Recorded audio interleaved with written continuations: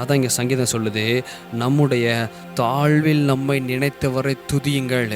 இப்போ நம்மளோட துதி எங்கே போச்சு? இப்போ நம்மளோட ஜபங்கள் எங்கே போச்சு? இப்போ நம்மளோட வேண்டுதல்கள் எங்கே போச்சு? நம்மளோட உபாசங்கள்லாம் எங்கே போச்சு? முன்னாடி உபாசம், சர்ச்சுகளை உபாசம் வச்சுட்டா அடே அப்பா வந்து ஜெபம் பண்ணுறது, அந்த காரியம் நடக்கணும் ஆண்டவரே, இதில் எனக்கு வெற்றி வேணும் ஆண்டவரே, இந்த கடன் பிரச்சனை ஓயணும் ஆண்டவரே, திருமணம் நடக்கணும் ஆண்டவரே அப்படின்னு சொல்லிட்டு தேவைக்கு மாத்திரம் ஆண்டவரை வச்சுட்டு, இப்போ ஒரு தேவை நிறைஞ்ச உடனே தாழ்வில் நம்ம நினைத்தவரை நம்ம நினைக்காம மேட்டிமையிலையும் பெருமையிலும் நம்ம அப்படி மிதந்து கொண்டே இருக்கோம். ஆனால் வசனம் சொல்லுது, தாழ்வில் நம்ம நினைத்தவரை துதிங்கள், அவர் கிருபை என்றும் உள்ளது.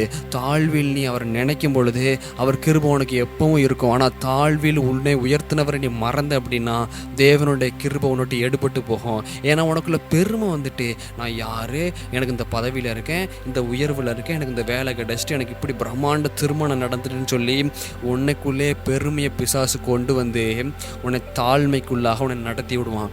ஏனென்றால் பிசாசு விழுந்ததின் காரணமே, பிசாசு பரலோகத்திலிருந்து கீழே தள்ளப்பட்டதின் காரணமே பெருமை நிமித்தமாக. நான் ஆண்டவருக்கு மேலாக உயர்வேன், அவருக்கு மேலாக என் சிங்காசனத்தை வைப்பேன் சொல்லி தனக்குள்ள பெருமையான சிந்தனை அவனுக்குள்ள விதைத்துப்பட்டதுனால, பெருமையான சிந்தனை உருவாகி அது மேட்டிமை வளர்ந்ததுனால ஆண்டவர் அவனை வானத்திலிருந்து ஏற்றி தள்ளி விட்டாரு பிசாசை.